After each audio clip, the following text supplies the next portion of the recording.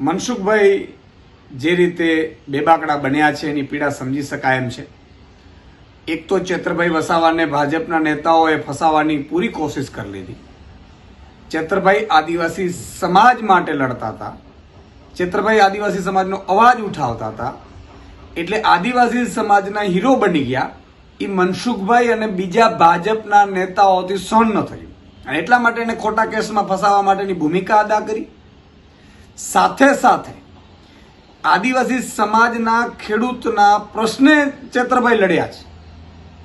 એટલે એક તો ફરજી કેસ કરાવડાવવામાં આવ્યો, બીજા નંબરમાં ચેતરભાઈ વસાવા જે રીતે જેલમાં રહીને પણ આદિવાસી સમાજનો હીરો બની ગયા. તમામ જગ્યાએ વસાવા સમાજનું સંમેલન થયું ને એમાં પણ ભાજપના નેતાઓનો હુરિયો બોલાવ્યો.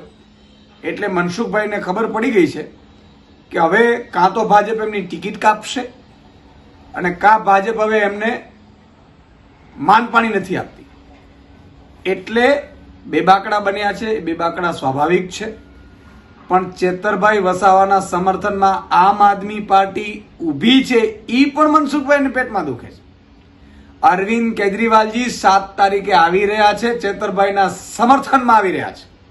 તમારા સમર્થનમાં તો કોઈ ભાજપના નેતા આવતા નથી, ખબર છે. તમે એમને એમ નિવેદનો કરતા હો છો. તમે ડિબેટમાં પણ ચેતરભાઈની સામે જવાનું તો એમાં પણ ભાજપના નેતાઓએ ના પાડી એટલે તમે ન પહોંચી શક્યા. એટલે ચેતરભાઈ હીરો બની ગયા છે. માત્ર લોકસભા ભરૂચ પૂરતા નહીં, ઉમરગામથી અંબાજી સુધી, અને કાર્યકારી અધ્યક્ષ છે આમ આદમી પાર્ટીના. માત્ર ધારાસભ્ય રહી અને એ ડેડિયાપાડા પૂરતા જ હીરો નથી. એટલે તમારી પીડા સમજી શકાય એમ છે. પણ 7 તારીખે અરવિંદ કેજરીવાલજી અને ભગવત માનજી ચેતરભાઈના સમર્થનમાં આવે છે, આદિવાસી સમાજને જાગૃત કરશે અને લોકસભા સીટ તમે હવે ભૂલી જાજો.